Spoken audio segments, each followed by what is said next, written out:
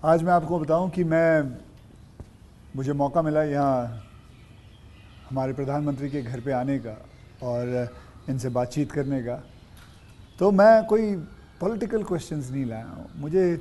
मुझे जानना है कि as a person, as a human being, एक इंसान के नाते हमारे जो प्रधानमंत्री हैं वो कैसे हैं, क्या खाते हैं, क्या बातचीत, मतलब उनकी पूरी दिन में जो सब चीज़ें होती हैं, मतलब पॉलिटिक को छोड़ के उसके बारे में मैं उनसे जानना चाहूँगा। तो सबसे पहले सर आपका बहुत बहुत धन्यवाद करना चाहता हूँ कि आपने मौका दिया है आपसे बात करने का। मुझे अच्छा लगा कि हम 24 घंटे राजनीति की बातों में ही उलझे रहते हैं, तो आपने हल्की फुल्की बातें और अपॉलिटिकल बातें करने के लिए इच्छा जताई है। मैं नहीं जानता हूँ दर्शकों को कितनी रुचि होगी, लेकिन ज़रूर मैं खुल कर के बातें बताना पसंद करूँ। नहीं, बहुत लोग बहुत कुछ जानना चाहेंगे आपके बारे में, क्योंकि आपके पर्सनल मतलब जो लाइफ होती है, कि जैसे कि मैं आपको बताऊं, मेरा ड्राइवर है, उसकी बेटी, मैं उसको पूछ रहा था कि बेटे तो अगर नरेंद्र मोदी जी को, हमारे प्रधानमंत्री को कोई क्वेश्चन पूछना चाहेगी तो क्या पूछना चाहेगी? तो कमाल का सवाल उसने पूछा कि क्या हमारे प्रधानमंत्री आम खाते हैं? ये भी उसका क्वेश्चन है कि आम खाते हैं, और अगर खाते हैं तो क्या काट के खाते हैं या ऐसे गुटली के साथ खाते हैं? मतलब होता है ना, वॉश बेसिन के ऊपर खड़े होके गुटली के साथ आम खाना, उसका मजा ही कुछ और होता है। तो मैं जानना चाहूँगा कि आप आम खाते हो सर? एक तो मैं आम खाता भी हूँ और आम खाना मुझे बहुत पसंद भी है। अच्छा। और गुजरात में आम रस की परंपरा भी है। वो तो बहुत। लेकिन जब मैं छोटा था तो वैसे तो कोई आम वाम खरीदना वरीदना तो हमारे लिए कोई उस प्रकार की कोई लग्जरी हमारे फैमिली थी नहीं। लेकिन कभी खेतों में चले जाते थे तो हमारा देश का जो किसान है बड़ा उदार रहता है। कोई खेत में आकर के खाता है तो कभी रोकता नहीं है, चोरी करता है तो रोकता है। तो आम के पेड़ पर जो पकी हुई आम थे वो खाना हमें ज़रा ज़्यादा पसंद था। यानी उतारने के बाद पकाया हुआ नहीं, नेचुरल कोर्स में पका हुआ। और फिर पूरा का पूरा, अच्छा तब तो ये हाइजीनिक की कोई समझ भी नहीं थी कि धोना चाहिए, टिकना करना, कुछ नहीं समझते थे, ऐसा ही अपना कर लेते थे। लेकिन बाद में जैसे जैसे बड़े तो कई वैरायटियों के विषय में जानने लगे, आम रस खाने की आदत लगी। लेकिन इन दोनों मुझे कंट्रोल करना पड़ता है। अच्छा, अभी फिलहाल कंट्रोल? अब फिलहाल में मुझे सोचना पड़ता है कि इतना खाऊं या ना खाऊं। नरेंद्र जी, मैं आपसे ये पूछना चाहूँगा कि आपने कभी सोचा था कि आप प्रधानमंत्री बनेंगे? कभी आपने सोचा था? और सोचा भी था तो कौन से साल में, कौन सी उम्र में आपने सोचा था कि मैं इस देश को चलाना चाहूँगा? कभी ऐसा विचार नहीं आया। अच्छा। और सामान्य लोगों के मन में बात गले नहीं उतरती है। शायद जो बन जाते हैं सबके जीवन में ऐसा होगा। मैं नहीं मानता हूँ कि यानी कोई एकदम फैमिली ही उसी प्रकार से बैकग्राउंड वाली हो और किसी के मन में इच्छा जगती हो तो बहुत स्वाभाविक है। वरना मेरा जो फैमिली बैकग्राउंड है उसमें तो अगर मुझे कहीं अच्छी सी नौकरी की भी मिल गई होती तो शायद मेरी माँ अड़ोस पड़ोस के लोगों को गुड़ खिला देती कि चलो भाई बेटे को वहाँ नौकरी मिल गई। क्योंकि उससे ज़्यादा हमने तो कुछ सोचा नहीं था, गांव के बाहर कुछ देखा नहीं था। ये तो ऐसे ही यात्रा चल पड़ी और देश मुझे लेता चला गया। तो अपने आप ही बनते चले गए, सब कुछ जिम्मेवारी आती गई। बहुत ही मतलब नेचुरली रहा है इसमें। वैसे मुझे मेरी दृष्टि से, मेरे व्यक्तिगत जीवन की दृष्टि से अननेचुरल लग रहा है। ओके। क्योंकि मेरा बैकग्राउंड, मेरी दुनिया, आज की जो राजनीति का तौर तरीका, उसमें ये सब बैठता ही नहीं है जी। मुझे भी आश्चर्य हो रहा है कि देश मुझे इतना प्यार कैसे करता है और इतना सारा क्यों मुझे देता रहता है। जहाँ तक मैंने पढ़ा है आप सन्यासी बनना चाहते थे, या आप सोल्जर या आर्मी में जाना चाहते थे, ऐसा कुछ भी था? ये आपकी बात सही है, ये आपकी बात सही है। बचपन में मेरा एक स्वभाव था किताबें पढ़ना, लाइब्रेरी चला जाता था, तो बड़े बड़े लोगों के जीवन पढ़ना ये शौक़ रहता था। कभी फौज वाले यूनिफॉर्म में निकलते थे तो मुझे बड़ा देखता था, कभी बच्चे की तरह खड़े होकर के सैल्यूट कर देता था, मन करता था कुछ ना कुछ। इतने में 1962 का वॉर हो गया, तो हमारे यहाँ से दूर एक महसाना स्टेशन है मेरे गांव से, तो वहाँ स्टेशन पे सब लोग, जो फ़ौज के लोग ट्रेनों में जाते थे, उनका बड़ा सत्कार करते थे, चाय वगैरह, तो मैं भी चला जाता था। तो जा कर के मैं भी वो, तो मुझे बड़ा मज़ा आता था। तो मन पे हो गया कि हाँ, ये देश के लिए जीने मरने वाला रास्ता है। तो कभी उस दिशा में सोचता था। इतने में एक बार मैंने कहीं पढ़ा कि गुजरात में कोई सैनिक स्कूल है, उसमें आप दाखिल हो सकते हैं। तो हमने हमारे उस समय शायद 1 रुपया 2 रुपये से उसका सारा जानकारियाँ मंगवाते थे।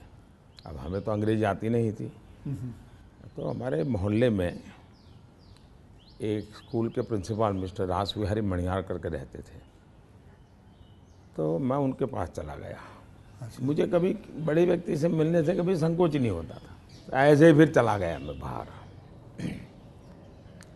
ये बात सही है कि भीतर मन में था, तो मैं रामकृष्ण मिशन में चला गया।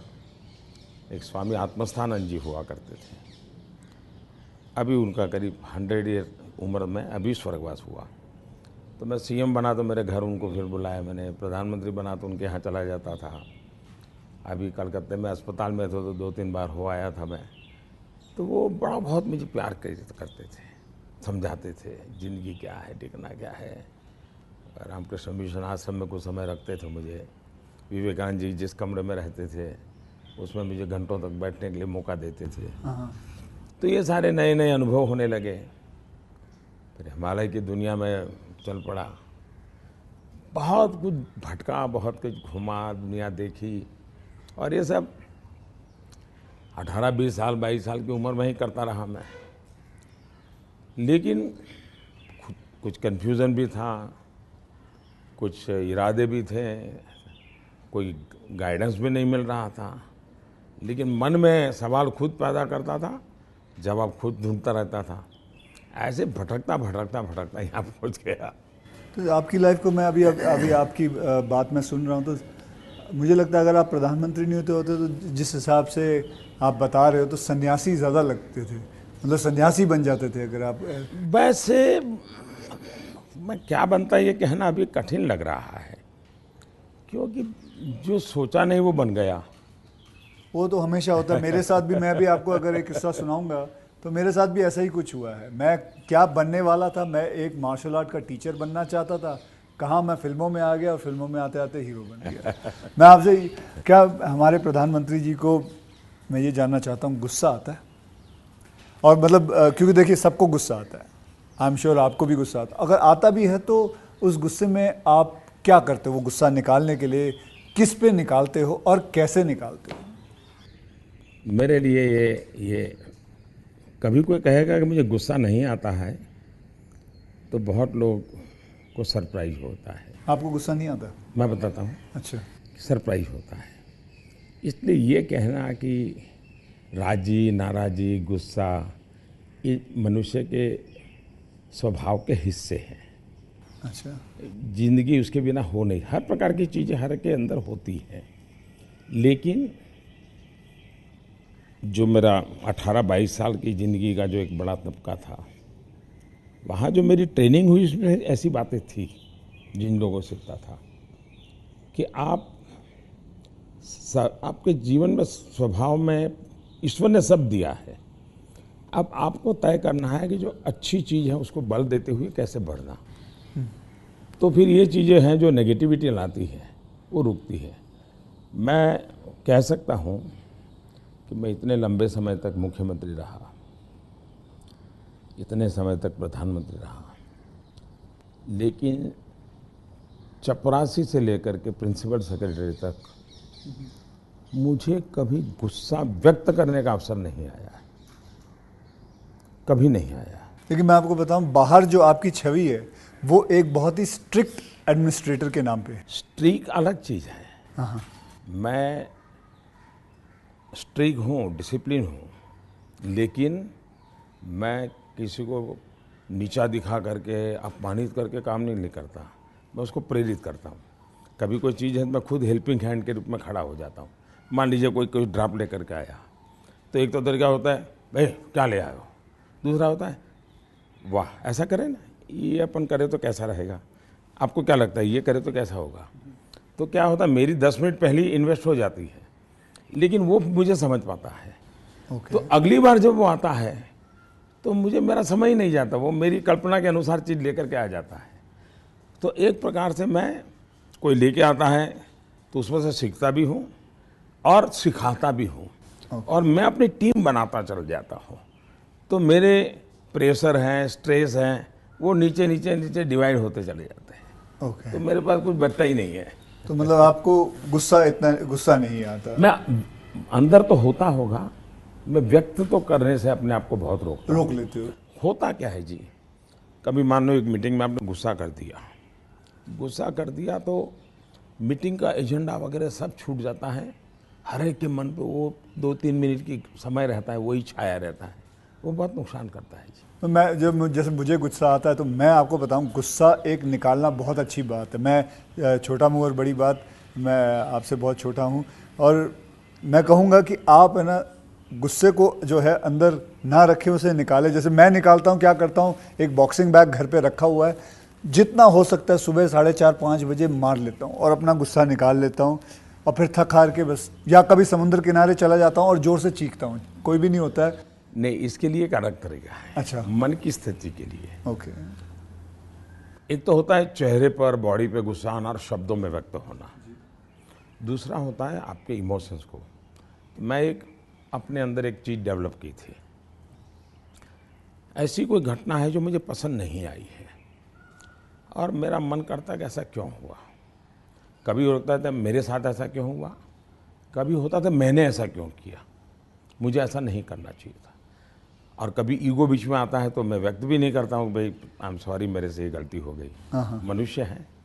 तो मैं क्या करता था, अकेला कागज़ लेकर के बैठता था, उस सारी घटना का वर्णन लिखता था, कैसे हुआ, क्या हुआ और मैंने क्या किया, क्यों किया, खुद ही। और उसमें जस्टिफाई करने की कोशिश नहीं करता था। फिर उसको मैं फाड़ करके फेंक देता था, पढ़ता भी नहीं था दोबारा। फिर भी मेरा मन शांत नहीं होता था, पूरी कथा दोबारा लिखता था, 3 पेज, 4 पेज, 5 पेज, उसमें उस सारे घटनाक्रम को डाल के पूरे पेपर पे रख देता, फिर से एक बार जीवंत कर देता था। हाँ।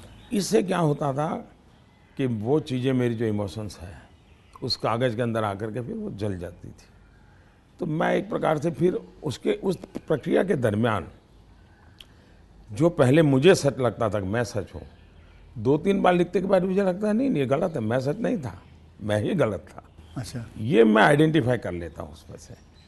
तो मतलब ये आपका तरीका है? हाँ, ये आप लेकिन अब वो नहीं रहा, इतना समय नहीं है। अच्छा, यानी मैंने अपने आप को ट्रेन उस प्रकार से किया था। से इतना बड़ा आपका घर है, जैसे मैं अपने घर पे अपनी माँ के साथ रहता हूँ, आपका मन करता है सर आपकी माँ, आपके भाई, आपके सारे जितने भी रिश्तेदार हैं आपके साथ घर पे रहें? पहला है कि अगर मैं पीएम बनकर के घर से निकला होता तो स्वाभाविक रूप से मेरा मन रहता है कि भाई सब वही रहे। मैं एक ज़िंदगी की बहुत छोटी आयु में सब कुछ छोड़ चुका हूँ, बहुत छोटी आयु में। मन नहीं करता माँ, बहुत छोटी आयु में छोड़ दिया। ओके। छोड़ दिया, उसके कारण वो ज़िंदगी ऐसी थी जो टोटली डिटैच बन गई है। और इसलिए जिसको कहे लगाव, मोह, माया, क्योंकि मेरी वो जो ज़िंदगी में जो घर छोड़ करके निकल गया था, वो जो ट्रेनिंग हुई वो उस प्रकार की हुई, और उसके कारण एक अवस्था के बाद छोड़ना है तो मुश्किल जाता है। उस समय जब छोड़ा तब तकलीफ हुई होगी, लेकिन अब ज़िंदगी वो बन गई। लेकिन फिर भी कभी माँ को बुला लिया था मैंने, कुछ दिन उनके साथ बिताए थे। अच्छा। मैंने, पर फिर भी जैसे मेरी माँ मुझे कहता है भाई तुम मेरे पीछे क्यों समय खराब करते हो, और मैं यहाँ क्या करूँगी तुम्हारे साथ रह के। मैं अपना चली जाती हूँ, मैं अपने पुराने गांव के जो लोग हैं कभी यहाँ मिलने आते तो बातें होती है, अपनी बातें होती, तुम्हारे साथ मैं क्या बात करूँ। तो स्वाभाविक है किसी का मन मेरे साथ नहीं लगेगा। तीसरा, मैं भी समय नहीं देता, जितने दिन माँ यहाँ रही तो मैं अपनी शेड्यूल में ही लगा रहता था, तो एक आध बार साथ में खाना खा लेता था। फिर मुझे भी कभी पेन होता था कि मैं रात को 12 बजे आता हूँ तो माँ को दुख हो रहा है कि ये क्या कर रहा है। मुझे अभी भी याद है, मैं आपसे जब पहली बार आपसे जब मैं मिला था, तो मैं गुजरात में आपसे पहली बार मिला था जब आप वहाँ सीएम थे। तो उस वक्त एक या दो मतलब मैंने आपको एक दो चुटकुले सुनाए थे और आपने भी मुझे एक चुटकुला सुनाया था। तो मैं ये जानना चाहता हूँ कि आपका ह्यूमर अब प्रधानमंत्री बनने के बाद इंटैक्ट है? आप ह्यूमर मेरे परिवार में मेरी एक तो विशेषता मैंने है। जैसे आपको बताया, आपकी छवि बहुत स्ट्रिक्ट है। आपका मतलब मैंने आपके जो साथ में जो काम करते हैं कई लोगों से ऐसे ही बातचीत करते वक्त वो बातें, यार बड़ा काम करवाते हैं। तो वो जो एक बहुत स्ट्रिक्ट एडमिनिस्ट्रेटर, एक स्ट्रिक्ट हेडमास्टर, ऐसा लगता है मतलब हाथ में छड़ी होगी उनके। तो अभी भी आपका ह्यूमर एक बात तो ये जो छवि बनाई गई वो सही नहीं है। अच्छा, वो अलग बात है। सही नहीं है। और कोई ये कहता है कि मैं काम करवाता हूँ, शायद वो सही रूप में एनालिसिस नहीं कर रहे हैं। जी, वो ये कहे कि हाँ काम बहुत करना पड़ता है, उसमें सच्चाई है। ओके। लेकिन मैं किसी को दबाव नहीं करता हूँ। लेकिन वो जब खुद मुझको देखते हैं, पहले जैसे ऑफिस से आमतौर पे प्रधानमंत्री 6-7 बजे निकल जाते थे, दोपहर में भी 1-2 घंटे वो ऑफिस में नहीं रहते थे। मैं सुबह से जाता हूँ, देर रात तक बैठता हूँ, तो वो भी देखते हैं कि भाई ये खुद मेहनत करते हैं। तो फिर उनको लगता है कि ये कोई हमसे मजदूरी नहीं करवाते, वो खुद बैठते हैं। तो कोई काम है तो मैं रात को 11 बजे फ़ोन करूँगा, अरे भाई उसका क्या हुआ, तो उनको लगता है कि ये अभी भी काम कर रहा है। तो एक प्रकार से एक टीम का स्पिरिट बन जाता है, एक वर्क कल्चर आप डेवलप करते हैं।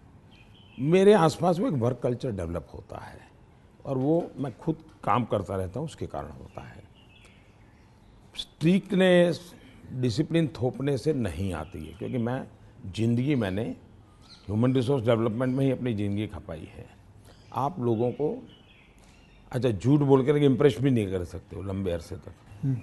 वो सब देखते हैं आपको कि या बात ऐसी करते हो, करते ऐसे हो।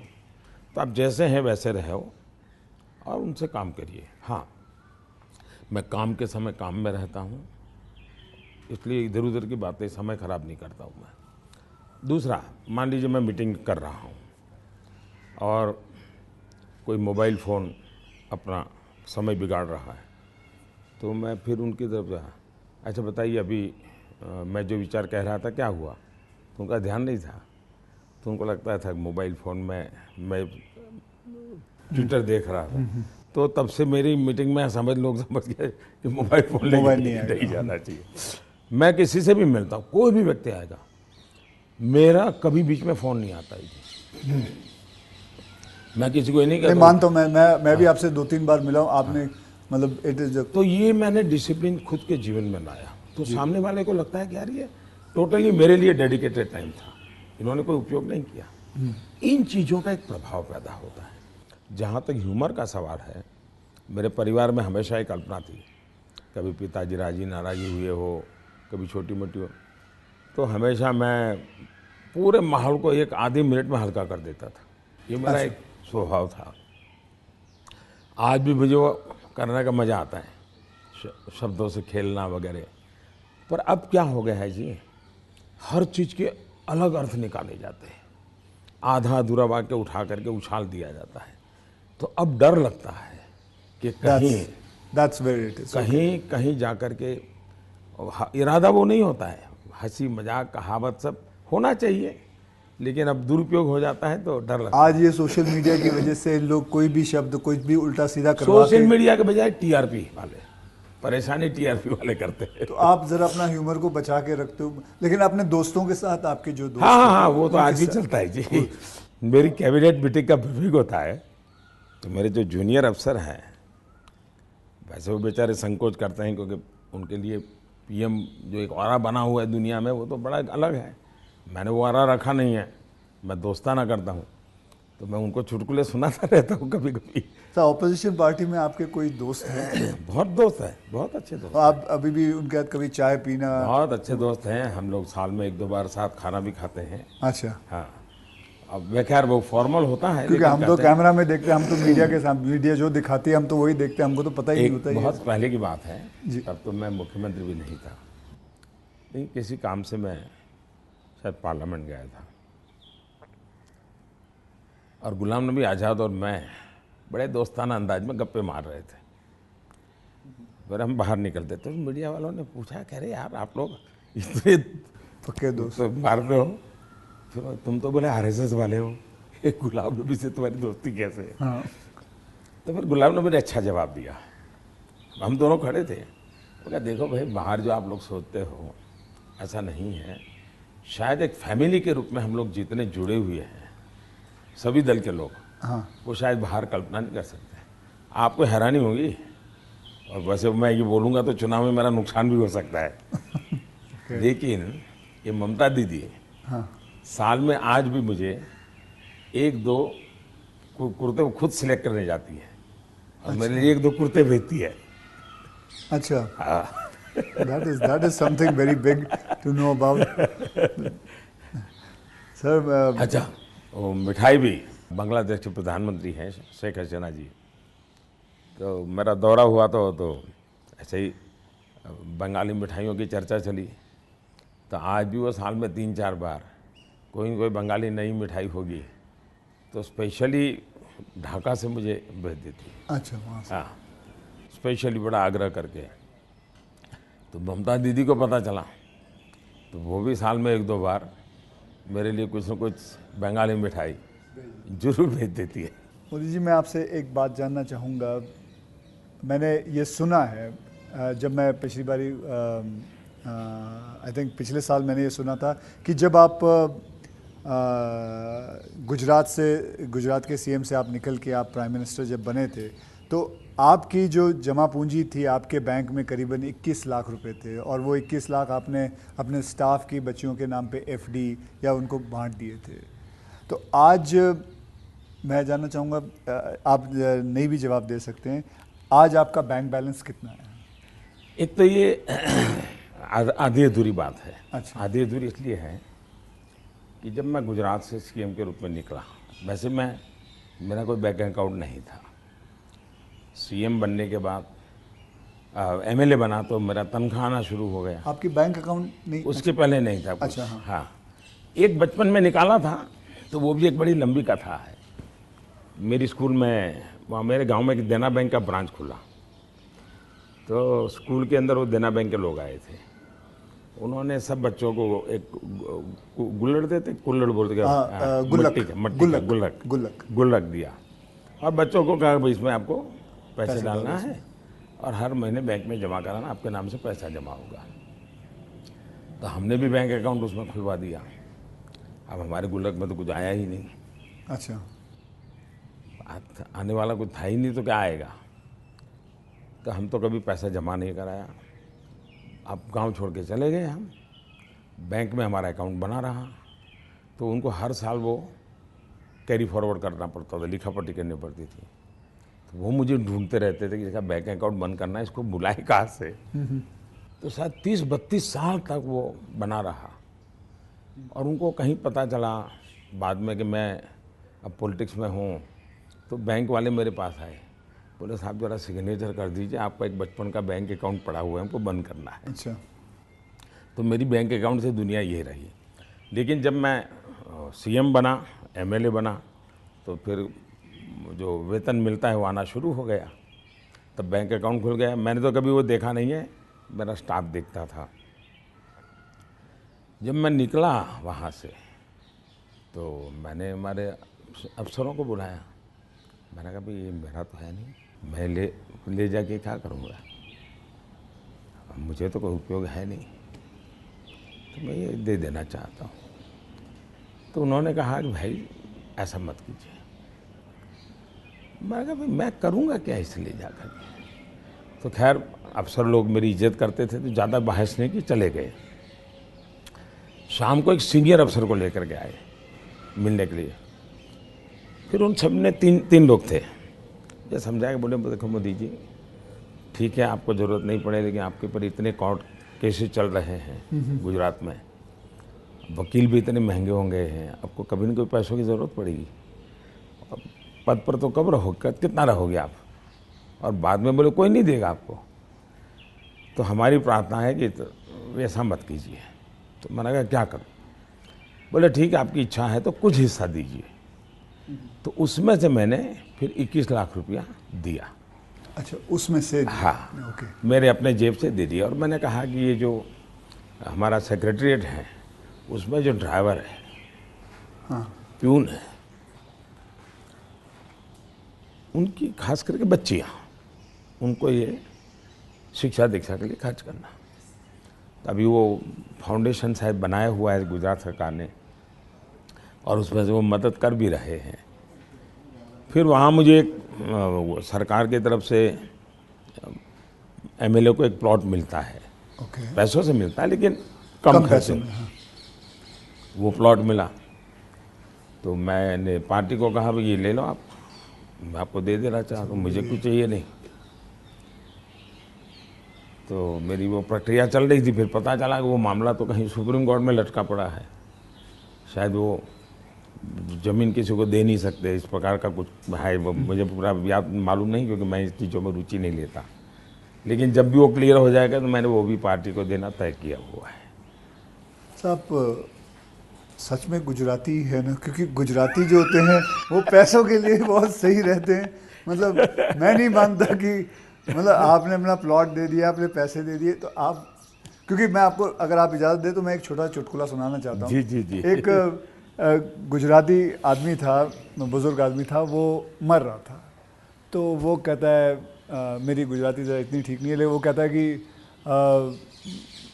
मारो दीकरो क्यां छे, मतलब मेरा बेटा, तो बेटा अगर डैडी हूँ यहाँ छूँ, मारी दीकरी क्यां छे, डैडी हूँ यहाँ छूँ, मेरी बीवी कहाँ है, मैं भी यहाँ हूँ, आप तीनों यहाँ हैं तो दुकान पे कौन है? तो सारे के सारे इधर ही आ गए हो, तो मेरे दुकान पे कौन है? क्योंकि मैं मानने को तैयार नहीं हूँ कि, क्योंकि मैंने देखा है गुजरात, मेरे बहुत सारे गुजराती दोस्त हैं, गुजराती जो होते हैं वो अपने पैसों को बहुत सही संभाल के रखते हैं, वो अपने पैसों से दूर नहीं रहते। मैं आपको एक चुटकुला सुना दूँ। जो ठीक है, ये बहुत बड़ी बात। ओके। हमारे यहाँ चुटकुला चलता है कि एक बार प्लेटफॉर्म पर ट्रेन आई, रेलवे ट्रेन में। हाँ। तो ऊपर ही बर्थ पे कोई पैसेंजर सोया हुआ था। तो उसने देखा स्टेशन आया, तो उसने खिड़की में आवाज़ लगा के बाहर किसी को पूछा कि भाई कौन सा स्टेशन आया। तो उसने कहा 4 आना दोगे तो जवाब दूंगा। तो बोले जवाब की जरूरत नहीं, अहमदाबाद होगा। समझ गया मैं, बिल्कुल। तो ये बिल्कुल बात सही है। और एक बताता हूँ, ये किसी की आलोचना करने के लिए नहीं है, लेकिन कोई भी अर्थ निकाल सकता है, और ये सत्य घटना में से बना हुआ चुटकुला है। बहुत साल पहले, वैसे मेरी जिंदगी ऐसी थी, ये हाफ स्लीव का कुर्ता और पैजामा, जूते और थैला, यही से मैं रेलवे में भटकता रहता था, और दाढ़ी रहती थी। तो मैं पुणे स्टेशन पे उतरा। अच्छा। और कोई मेरे पास ज़्यादा सामान तो था नहीं, मेरा एक वो झोला था, एक अखबार था हाथ में। तो मैं पैदल चला जा रहा था, मुझे पुणे में आरएसएस दफ्तर में जाना था। तो मैं पैदल ही जा रहा था। तो एक ऑटो रिक्शा वाला धीरे धीरे धीरे धीरे साथ चलता गया। फिर करीब 100-200 मीटर गया होगा, और उसने, मेरा ध्यान गया, मैं कही ऐसे कैसे चला रहा हो स्लोली मेरी स्पीड से। मैंने कहा भाई आपकी ऑटो रिक्शा खराब है, क्या प्रॉब्लम है आपका? तो उसने कहा साहब आप नहीं बैठोगे? मैंने कहा क्यों, मैं तो पैदल जा रहा हूँ। तो बोले आप समाजवादी हैं? मैं कहा नहीं, मैं तो अहमदाबादी हूँ। हाँ। तो मैंने कहा क्यों समाजवादी क्यों? ये बोले समाजवादी लोग, बोले हमारे पुणे के समाजवादी जो लोग हैं वो स्टेशन में पब्लिक के सामने ऑटो रिक्शा में नहीं बैठते हैं, दूर जाके गुपचुप बैठ जाते हैं। ऐसा क्यों? लोगों को इम्प्रेशन रहे कि वो मेहनत करते हैं, सादगी वाले हैं। ओके, अच्छा। तो बोले मुझे भी लगा शायद आप समाजवादी हैं, तो औरों की तरह आप भी थोड़ी देर के बाद बैठ जाओगे। तो बोले इसलिए मैं चल रहा था। तो जब उसने मुझे पूछा आप समाजवादी हो, तो मेरा तुरंत जवाब था मैं अहमदाबादी हूँ। आइए सर, एक थोड़ा चलते चलते बात करें आपसे। सर, आपसे मैं पूछना चाहता हूँ कि अगर आपको कभी एक अलादीन का चिराग मिल जाए और जिन कहे कि आपके 3 विशेस हैं, तो वो आपके 3 विशेस क्या होंगे? देखिए, अलाउद्दीन चिराग मुझे मिल जाए और सचमुच में उसके पास ताकत होगी, जी। तो मैं उसे कहूँगा कि तुम जितने भी ये समाजशास्त्री हैं या जो एजुकेशनलिस्ट हो, उनके दिमाग में भर दो कि भावी पीढ़ी को ये अलाउद्दीन चिराग वाली कथा सुनाना बंद करें कि ऐसा कोई अलाउद्दीन होता है और वो इच्छाएं पूरी करता है। मैंने कहा उसको मेहनत करना सिखाओ। मैं कभी एक्सपेक्ट नहीं कर रहा था आप ये जवाब दोगे। मुझे लगा आपको ये 3 विशेस आप सोचोगे कि क्या है 3 विशेस, लेकिन ये एक बहुत ही सही तरीका है।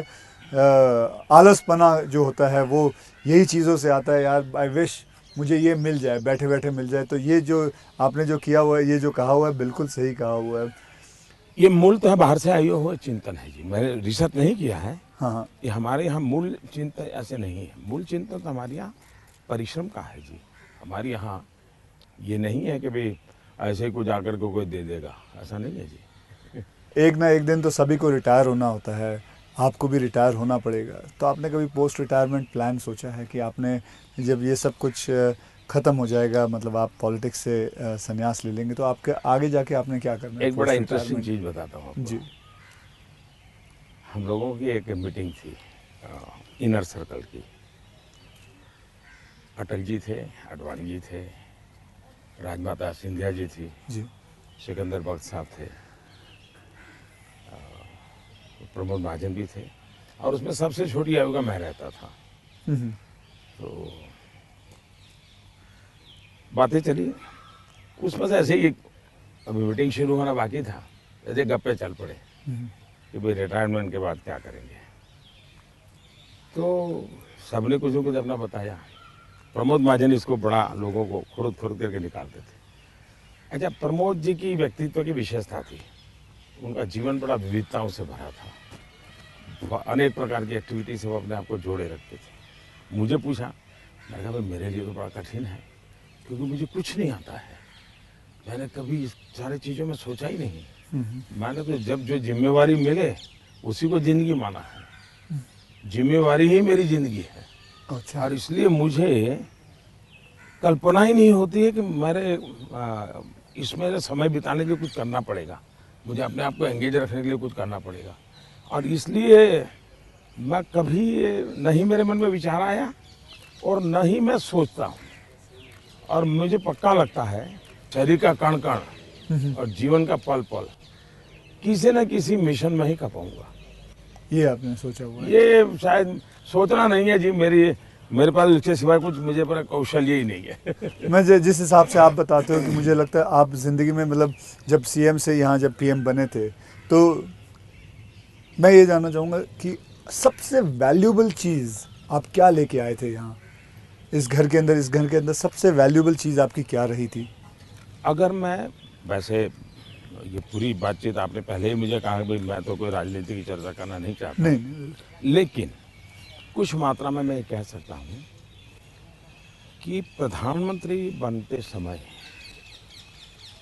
शायद और प्रधानमंत्रियों को ये बेनिफिट नहीं मिला है जो मुझे मिला है। देश में इतने प्रधानमंत्री हो गए जी। इतने प्रधानमंत्रियों को ये बेनिफिट नहीं मिला है जो मुझे मिला है। वो ये है कि मैं लंबे अरसे तक मुख्यमंत्री रह के आया हूँ और मैं गुजरात का लॉन्गेस्ट सर्विंग चीफ मिनिस्टर था। चीफ मिनिस्टर होने के नाते आपको बारीकियों से जुड़ना पड़ता है, बारीकियों से काम करना पड़ता है। आपको इश्यू आपके सामने सीधे आते हैं, सॉल्यूशन आपको सीधा करना पड़ता है। ये तजुर्बा शायद मेरे पहले के किसी प्रधानमंत्री को नहीं मिला। इतना सद्भाग्य नहीं मिला। देवगौड़ा साहब मुख्यमंत्री रहे थे, लेकिन बहुत अल्पकाल के लिए। मैं बहुत लंबा रहा हूँ।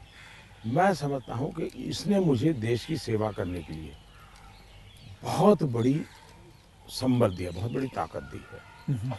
ये मैं अपना एक मान सकता हूँ कि वहाँ से मैं लेकर के आया, ये जो देश के काम आ रहा है। आप जैसे मैं जानता हूँ, जैसे मैं आपके एक स्टाफ मेंबर से भी बात कर रहा था, आप 3 या 4 साढ़े 3 घंटे ही सोते हैं। मतलब 7 घंटे तो सोना एक अमूमन एक शरीर को चाहिए। आप 3.5 घंटे ही सोते हो, 4 घंटे ये सोते बात हो। आपकी सही है। मेरे जो जितने मेरे साथी हैं, मेरे जानने वाले लोग हैं, या हमारे जो अब सरकार में आया हूँ तो डॉक्टर भी रहते हैं, उन सबका मेरे से एक ही आग्रह रहता है कि मेरी नींद में बढ़ाऊं। राष्ट्रपति ओबामा जब मुझे मिले तो वो भी सबसे पहले मेरे से इसी के में उलझ गए। बोले मोदी जी क्यों ऐसा करते हैं आप? बोले मैं, हम दोनों अच्छे दोस्त हैं जी। तू तारी करके बुलाते हैं एक दूसरे को। तो तू ऐसा क्यों करता है जी? तुझे आज पता नहीं है, ये तेरा नशा है काम का, तुम करते रहोगे लेकिन तुम अपना नुकसान कर रहे हो। और वो जब भी मिलते हैं कि तुम मेरी बात मानते हो कि नहीं मानते हो, कि नींद बढ़ाई कि नहीं बढ़ाई। अब पता नहीं मेरा एक बॉडी साइकिल ऐसा हो गया है। मतलब आपको नींद आती ही नहीं है 3.5-4 घंटे के बाद? नहीं, नींद जो है मेरी इतने कम समय में पूरी हो जाती है।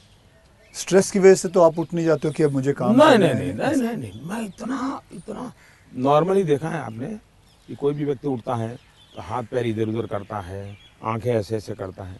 मेरा कुछ नहीं, आंख खुलती है, फ्रिक्शन ऑफ सेकंड मेरा पैर जमीन पे होता है, मैं उठ जाता हूँ उससे। उठता मैंने बिस्तर पे उठता वैसा नहीं, बिस्तर से भी बाहर होता हूँ मैं। अब ये हो सकता है वो मेरी जो 18-22 साल के कालखंड में जिस जिंदगी को मैं जी रहा था जी, उसमें से शायद ये डेवलप हुआ है। अब वो मेरे शरीर का वो हिस्सा बन गया है। तो अच्छा। लेकिन मैं, जैसा आपने कहा रिटायर होने के बाद क्या करोगे, तो पहला काम मैं नींद कैसे बढ़ाऊं, इस पर सोचूंगा। कहाँ बैठोगे आप? आ जाओ। आज आपके सारे कागज पड़े हैं। कोई बात नहीं, आ जाओ।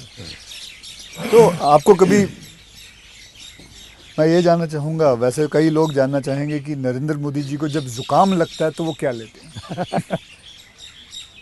आप हैरान होंगे, मैं बहुत ही, फिर वही कहूँगा, मैं ऐसी कठिन जिंदगी जी करके आया हूँ। तो डॉक्टर क्या होता है, ये महंगी दवाइयाँ क्या होती हैं, सोफिस्टिकेटेड क्या होता है, वो सब आप आयुर्वेदिक पे बहुत विश्वास करते हैं? मैं बताता हूँ। आयुर्वेद के बजाय कैसी जिंदगी है।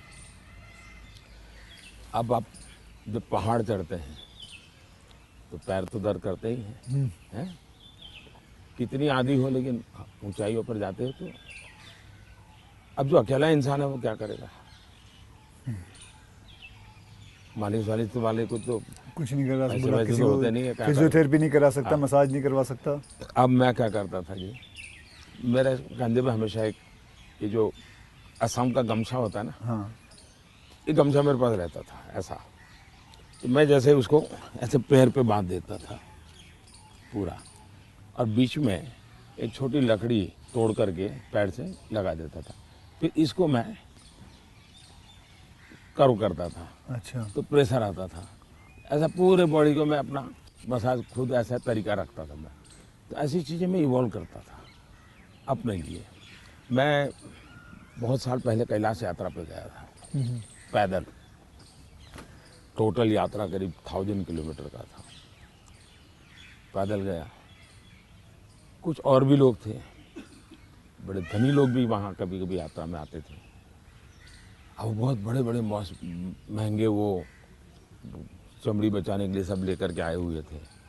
मेरे पास तो कुछ था, मेरे पास कैस्टर ऑयल था, और वो भी रॉ, सीधा वो घानी से निकाला हुआ।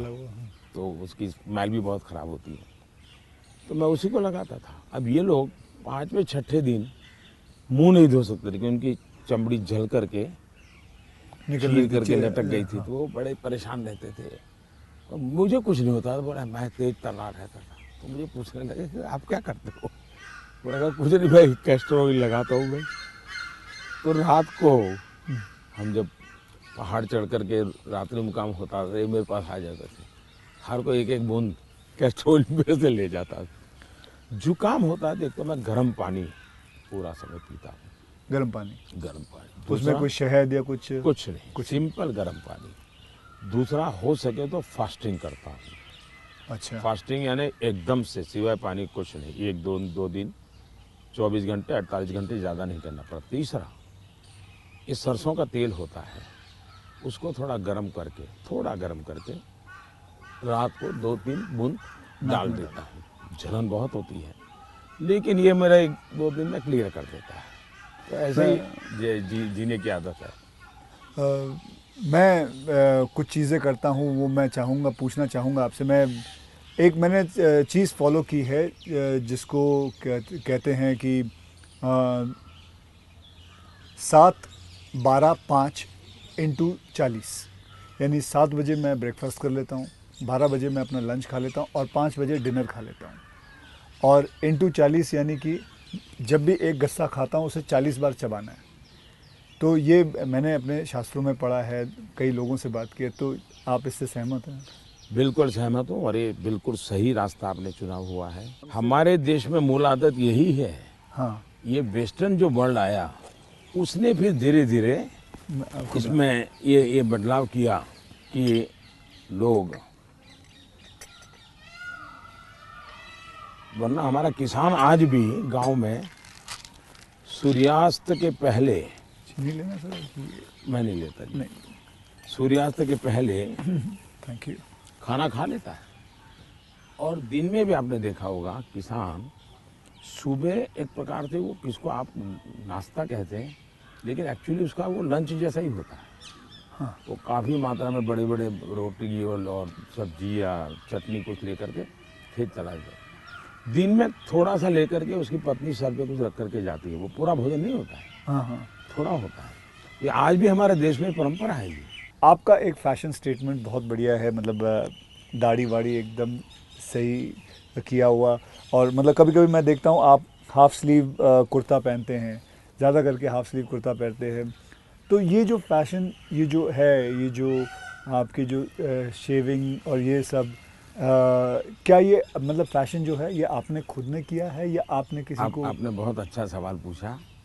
जैसे मैं बहुत स्ट्रीक हूँ, गुस्सा करता हूँ, ये जो एक छवि बनाई गई है, वैसे दूसरी छवि मेरे इन कपड़ों की दुनिया को लेकर के बनाई गई है। दरअसल क्या है, मैं एक छोटी बैग में मेरी ज़िंदगी थी और मैं ट्रैवलिंग करता रहता था। जी, आपने बताया झोले में। और तो मैं देखता था कि एक तो मैं कपड़े खुद धोता था। सीएम बना तब तक मैं कपड़े खुद धोया हूँ।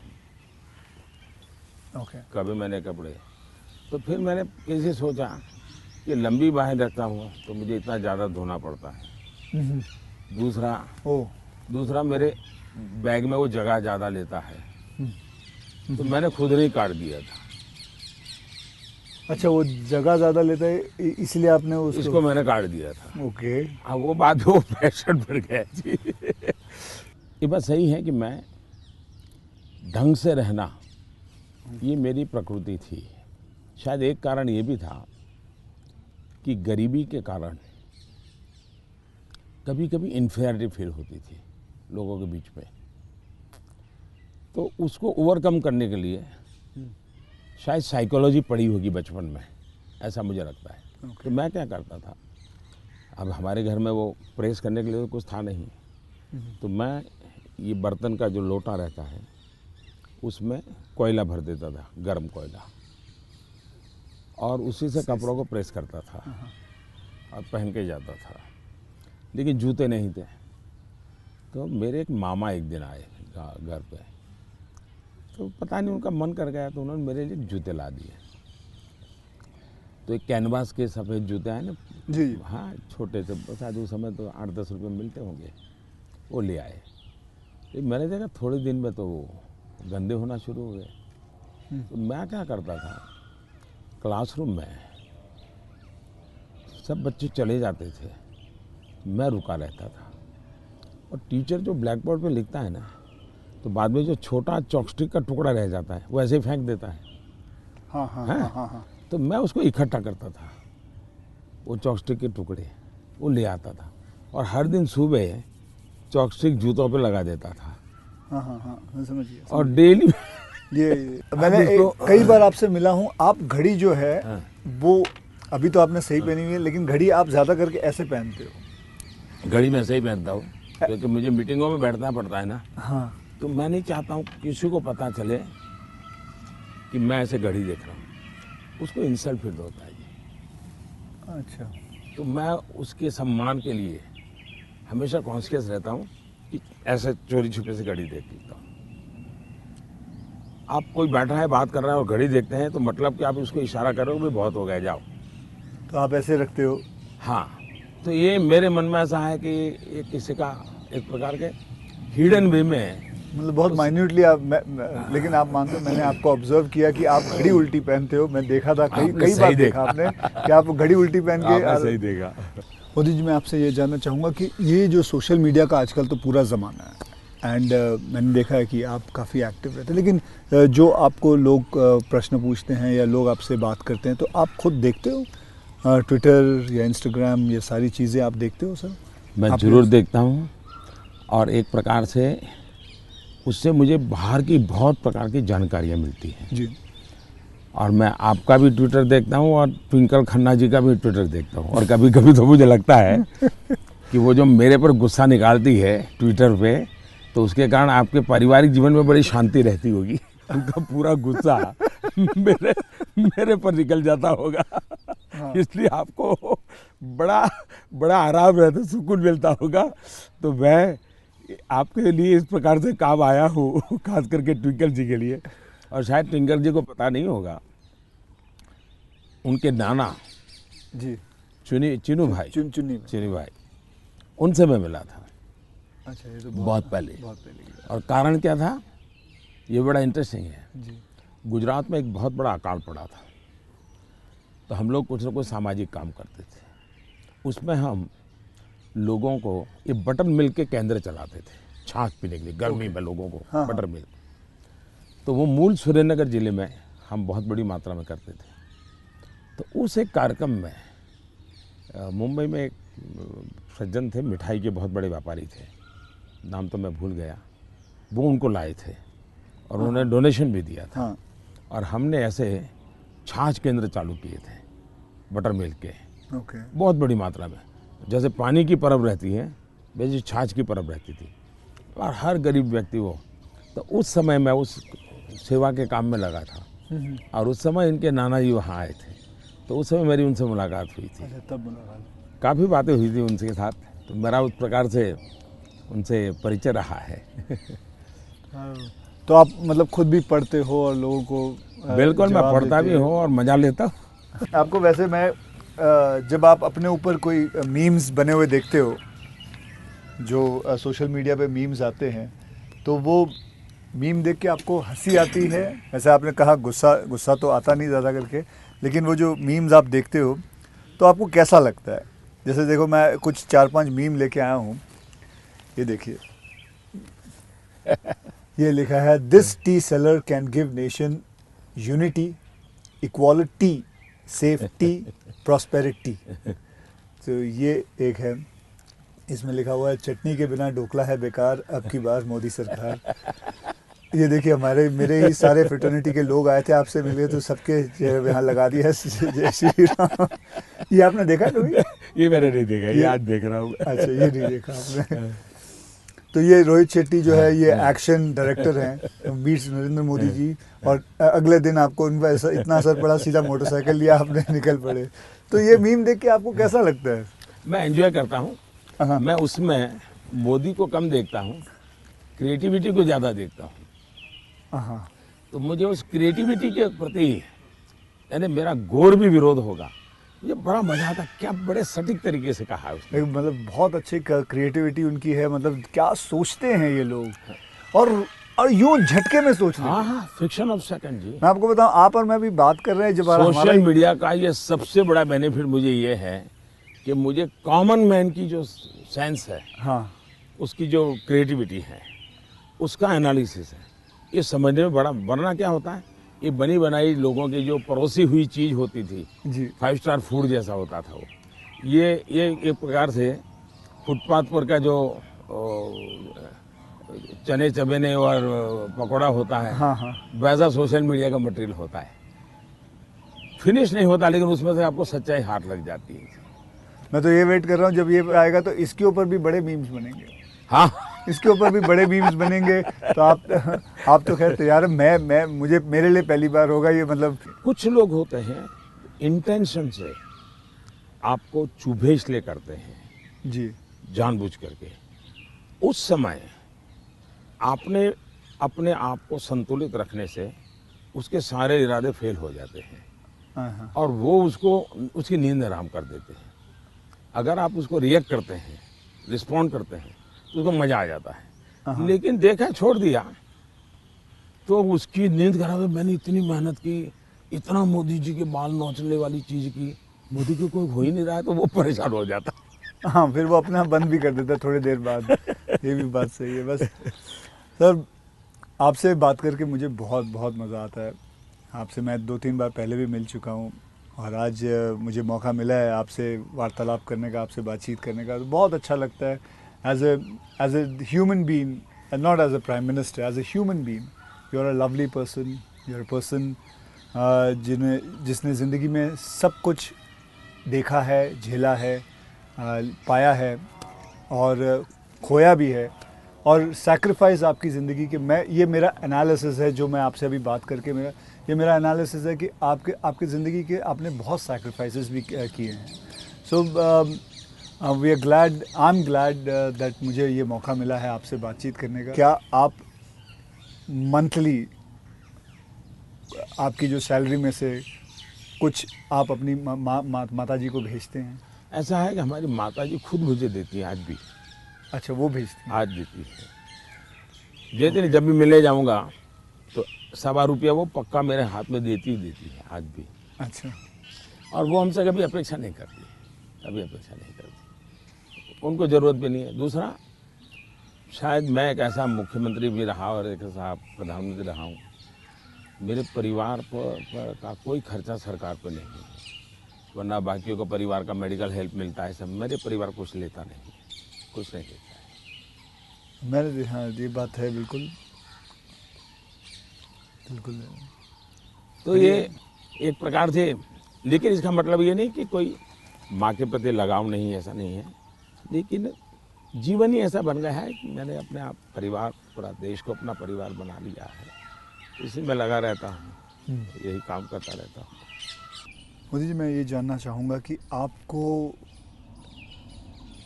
मतलब बचपन में ऐसा कौन सा खेल था जो आप खेलते थे? मैं बचपन में संघ की शाखाओं में जाता था। अच्छा। संघ की शाखाओं में बड़े अच्छे वैज्ञानिक खेल होते हैं। अच्छा। बड़े वैज्ञानिक, जिसमें टीम स्पिरिट आए, जिसमें जैसे एक खेल होता है, ये सब सर्कल में बैठते हैं, फिर जो हमारा लीडर होता है वो पूछता है कि आपकी राइट साइड पे जो बैठा है उसकी एक क्वालिटी बताओ। ओके। अब है तो खेल, लेकिन आपको उसके कारण कॉन्शियसनेस आता है कि हाँ भाई दूसरे के गुणों को देखना चाहिए। अब खेलते खेलते ही डेवलपमेंट होता है इंसान का, और इसलिए मुझे बचपन में संघ की शाखाओं में खेलों के द्वारा टीम स्पिरिट क्या होती है, रिस्पॉन्सिबिलिटी शेयर करना क्या होता है, ये खेल है संघ में, बहुत बढ़िया खेल है। वो परंपरागत खेल है, कोई संघ वालों ने ढूंढे ऐसा मैं नहीं कह रहा हूँ, ये बहुत बहुत काम आते हैं। दूसरा, मैं योगा से ज़्यादा जुड़ गया, फिजिकल एक्टिविटी के रूप में कहे तो, लेकिन मैं इंडिविजुअल खेल के बजाय ग्रुप वाले खेल को हमेशा पसंद करता रहा, क्योंकि वो एक प्रकार से आपके व्यक्तित्व को अलग से डेवलप करते हैं। जो इंडिविजुअल खेल होता है वो आपको एक अलग प्रकार का डेवलपमेंट करता है, वो गलत करता है ऐसा मैं नहीं कह रहा हूँ, लेकिन अलग प्रकार का करता है। टीम के अंदर खेलने से अलग प्रकार का होता है, आपको एडजस्ट करना पड़ता है, आपको साथ चलना पड़ता है, आपको किसी की लीडरशिप करनी होती है, आपको सबॉर्डिनेट को संभालना होता है। तो ज़िंदगी जीने के लिए ग्रुप वाले गेम्स खेलने चाहिए। ओके। इंडिविजुअल कितना ही हम बड़े चल जाएं, लेकिन ग्रुप वाले खेल जरूर खेलना चाहिए, ये मेरा मत रहता है। जी, आपने कभी गुल्ली डंडा खेला है? बिल्कुल खेलता था गुल्ली गाँव डंडा में। खेलते? हाँ हमारे यहाँ गांव में खेलते थे, फिर कंचे खेलते थे। हाँ, लेकिन ज़्यादातर मैं तैरने के लिए चला जाता था, मुझे पानी पसंद था, अच्छा। तो तैरने के लिए चला जाता था। दो कारण थे, एक तो मेरे परिवार के सारे कपड़े मैं धोता था, परिवार के सभी सदस्यों के। अच्छा। तो तालाब में ही पानी था, तो हम तालाब में चले जाते थे, तो उसके कारण स्वाभाविक मेरा स्विमिंग सीख गया, तो मैं बहुत घंटों तक स्विमिंग कर लेता था। हाँ। तो मेरे शरीर के जो अगर मूलभूत कहें कि डेवलपमेंट, बॉडी डेवलपमेंट जिसको कहें, वो शायद स्विमिंग से हुआ है। वो गांव वाला स्विमिंग जो जी समझ गया। अपने गांव में तालाबों में, नहर हो गई, तालाब हो गया वहाँ हाँ, की। उसी में। मुझे अभी याद है आपका, मैंने एक यूनाइटेड नेशन में एक पहली जो स्पीच देखी थी आपकी, आई थिंक 2014 में दी थी। मैं प्रधानमंत्री बना और सितंबर में गया था, सितंबर में गए थे। तो आपने जब आपने इतने सारे स्पीचेस दिए हैं हिंदुस्तान में, तो वो आपका पहला स्पीच था जो वर्ल्ड वाइड पूरी दुनिया। तो वर यू नर्वस? क्या मेरे प्रधानमंत्री नरेंद्र मोदी जी नर्वस थे उस दिन? मेरा प्रॉब्लम ओवर कॉन्फिडेंस का है। अच्छा, उल्टा था? उल्टा था। और हुआ क्या कि मैंने मन में सोचा था कि ये मेरा फ्रेमवर्क रहेगा बोलने का। जब जहाज़ में यहाँ से जा रहा था, हमारे अफसरों ने मुझे ब्रीफिंग भी किया था। जब मैं अमेरिका पहुँचा तो हमारी फॉरेन मिनिस्टर सुषमा जी, उनकी मीटिंगें ज़्यादा होती थी, तो उनको पहले जाना पड़ता है, तो पहले गई हुई थी। तो पहुंचने के बाद ही मेरा कोई दूसरे दिन कार्यक्रम था, तो मेरा नेचर है, मैं होटल से उतरता हूं तो पहले मीटिंग ही कर लेता हूं। तो ब्रीफिंग के लिए सब बैठे थे, तो सुषमा जी ने पूछा कि साहब आपका भाषण वगैरह, मैंने कहा कर लेंगे, क्या है। तो वो अड़ गई। उन्होंने बड़ा आग्रह नहीं कि बोले साहब ऐसा नहीं चल सकता। अच्छा, अफसर लोग बोल नहीं पाते थे मुझसे, किसी ने मुझे कहा भी नहीं था। बोले यहाँ एक्सटेम्पो भाषण नहीं करना चाहिए, बोले लिखित स्पीच होना चाहिए। मैंने कहा भाई मैं तो न किसी को लिखने के लिए कहा है, न मैंने लिखा है, मैं तो हर जगह वैसे ही करता हूँ। खैर काफ़ी दिन हमारी आधा घंटा तक बहस होती रही, लेकिन उन्होंने बिल्कुल पकड़ कर कहा नहीं साहब इसमें आपकी नहीं चलेगी, आपको मानना पड़ेगा। तो मैंने कहा क्या करेंगे ये? तो मैंने कहा मैं अपना बता देता हूँ मुझे क्या बोलना है। तो मैंने वहीं पर उस दिन मैंने कहा इसके आधार पर आप बना दीजिए। फिर वो स्पीच तैयार हुई। अब मुझे स्पीच प्रॉब्लम नहीं था, पढ़ना ही प्रॉब्लम था। मतलब पढ़ना यानी पढ़ कर के बोलना, वो मैंने कभी आपको देखा मुझे नहीं। बहुत दिक्कत होती है जी, बहुत दिक्कत होती है। मेरा थॉट प्रोसेस इतना तेज चलता है। तो मेरा वो पहला भाषण जो है, हाँ, वो पढ़ कर के मैं किया हुआ हूँ, यानी एक्चुअली पढ़ रहा हूँ मैं। आपने देखा होगा मेरे हाथ में कागज है। तो ये अच्छा, सबसे पहले मुझे नेपाल प्रधानमंत्री बनने के बाद तो वहाँ भी मैं एक्सटेम्पो बोल दिया था, और वो भाषण आज भी मशहूर है जी। आज भी मशहूर है भाषण। नेपाल में पहला भाषण था। तो एक्सटेम्पो वाला भाषण आपका हमेशा, मैंने कभी वैसे देखा नहीं तो आपको। मेरे लिए फिर वो ये इस प्रकार की जो मीटिंगें होती हैं उसमें ये बहुत आवश्यक हो गया। बाद में मुझे भी ध्यान में आया कि भाई ये देश का मसला होता है, कोई इधर उधर शब्द न चला जाए। तो फिर खैर मुझे उस डिसिप्लिन को फॉलो करना चाहिए। लेकिन मेरे पहले भाषण का मेरा अनुभव ये है। अच्छा, फिल्में देखते हैं? अभी नहीं देख पाता हूँ। लास्ट फिल्म कौन सी देखी? लेकिन मेरे गांव में एक थिएटर था जी, और मेरा एक दोस्त था दशरथ करके, उसके पिताजी थिएटर के बाद सिंह चना बेचते थे। अच्छा। और हम गांव वाले उनको लक्ष्मण भाई थिएटर वाला बोलते थे। वो बेचते थे तो चना से, तो उनसे हमारा परिचय था। तो हम वहाँ जाके बैठते थे, और अगर थिएटर में दर्शक कम है और जगह बची है तो फिर वो थिएटर के बाहर ही बैठते थे। तो वो मालिक को कह देते कि ज़रा इन बच्चों को बिठा दो ना। तो फिर वो मुफ्त में हमको थिएटर में जाने का मौका मिल जाता था। वो लक्ष्मण भाई जो सिंह चना बेचते थे उनके कारण। तो मैं और हमारा वो दोस्त है दशरथ, तो हम दोनों जाके बैठ के मूवी देखते थे। तो बचपन में मूवी देखने का यही एक हमारा तरीका था। बाद में तो ज़िंदगी ऐसी बन गई तो कोई मौका नहीं मिलता। लेकिन शायद एक अमिताभ बच्चन जी आए थे जब मैं सीएम था। अच्छा। तो उनका बड़ा आग्रह था एक पा फिल्म शायद। जी बिल्कुल। तो देखने के लिए उनके साथ में चला गया था। एक बार अनुपम जी खैर आए थे, उन्होंने टेररिज्म को लेकर के एक फिल्म बनाई थी, सीएम था मैं, टेररिज्म को लेकर के एक फिल्म बनाई थी, वेडनेसडे शायद, हाँ वेडनेसडे, हाँ, तो वो मैं उनके साथ देखने चला गया था।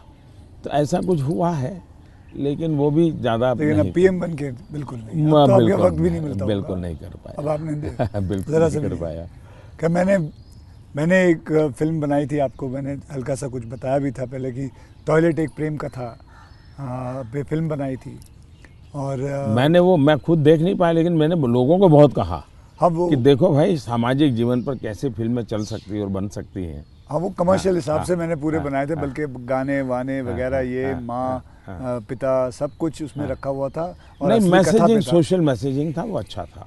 हाँ तो लेकिन खैर वो तो मैंने रियल लाइफ में किया था, लेकिन आपने रियल लाइफ में करीबन 9 करोड़ से भी ज़्यादा टॉयलेट्स बनाए हैं, तो ये तो मतलब ऐसा कैसा हो गया जैसे कि आपने जैसे ही आप प्राइम मिनिस्टर बने तो सबसे पहले आपने स्वच्छता के ऊपर बात की, टॉयलेट्स के ऊपर बात की, तो आपको वो डर नहीं लगा कि आप पहली बार मतलब आप प्राइम मिनिस्टर बन रहे हैं और सबसे पहला मतलब द फर्स्ट फ्यू मुद्दा इसी पे रखा हुआ है, स्वच्छता पे रखा हुआ है, स्वच्छता आपके लिए बहुत मायने रखती है?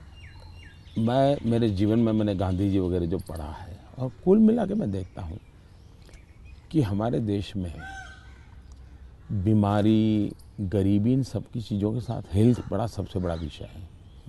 लेकिन प्रिवेंटिव हेल्थ के लिए 2 चीज़ें मैं देखता हूँ, एक स्वच्छता और एक फिटनेस। आप अपने शरीर को फिट रखिए, बनाइए, तो बाकी आर्थिक रूप से बोझ बनता नहीं है ज़िंदगी, उस प्रकार से जिए। पर्सनल हाइजीन में तो हमारे यहाँ शास्त्रों के कारण, संस्कारों के कारण, घर में आओ तो पैर धो करके आओ, हाथ धो, मंदिर में जाते हो तो नहा करके जाओ, सब बहुत सिखाया जाता है। सोशल हाइजीन के प्रति हम उदासीन रहे हैं।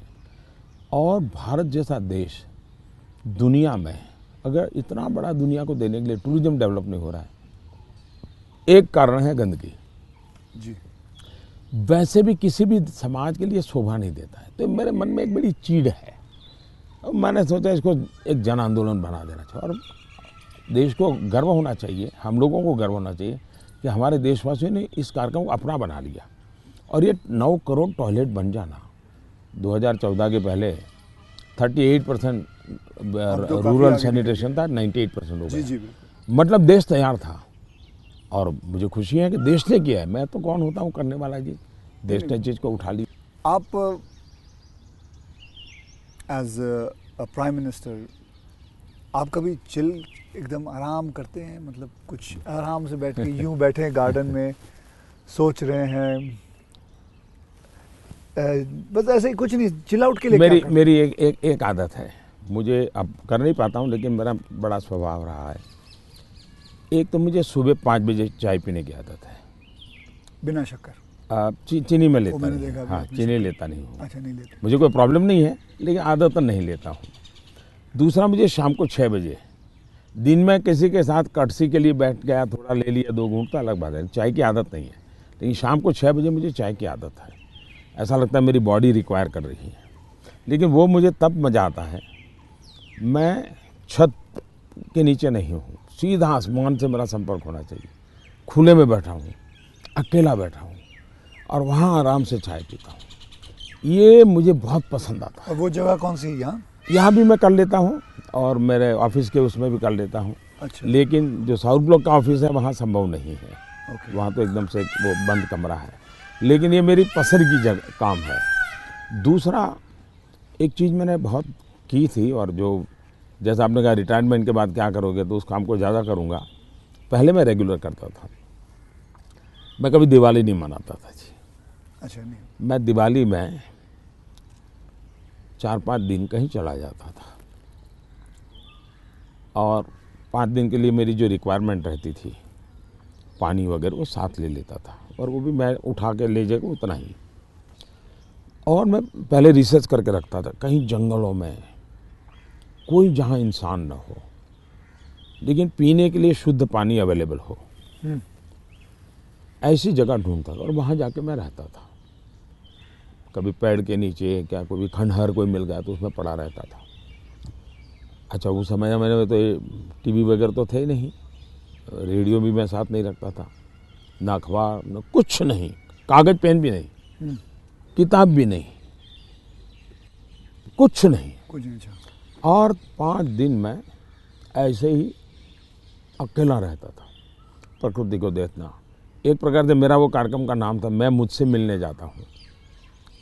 ओके, मैं मुझसे मिलने जाता हूँ, ऐसा ही मेरा, वो मेरी ज़िंदगी में बहुत बड़ी ताकत देने वाली चीज़ है।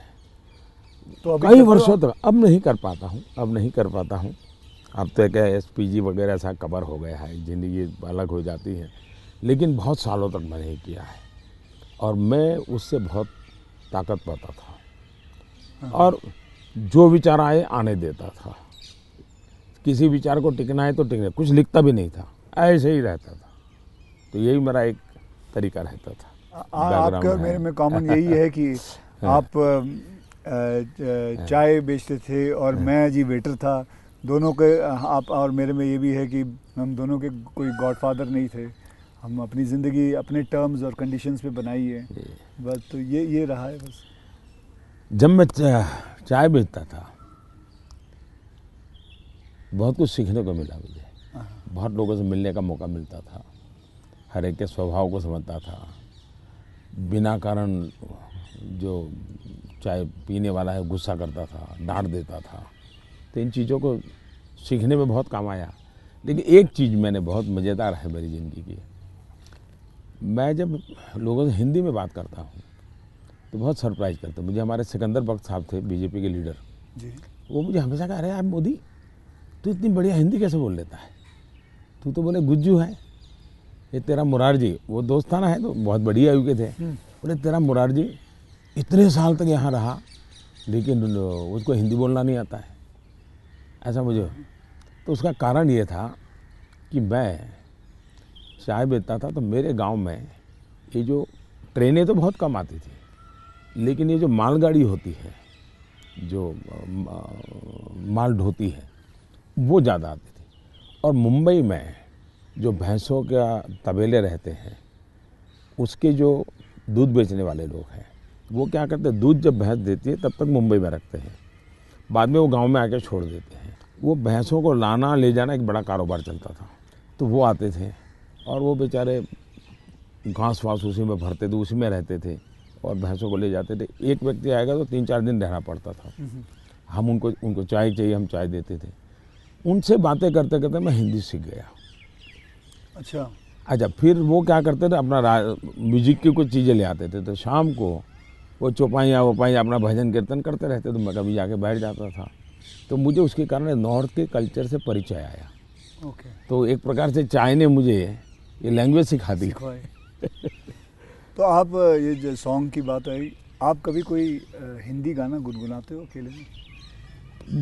गुनगुनाना तो नहीं होता है, लेकिन मैं जब चाहता तो मेरे मन पे जो कुछ गीत है, ज्योति कलश छल के, या ये पवन वेग से उड़ने वाले घोड़े, ऐसे जो गीत थे बहुत पुराने, तो बहुत अच्छे लगते थे।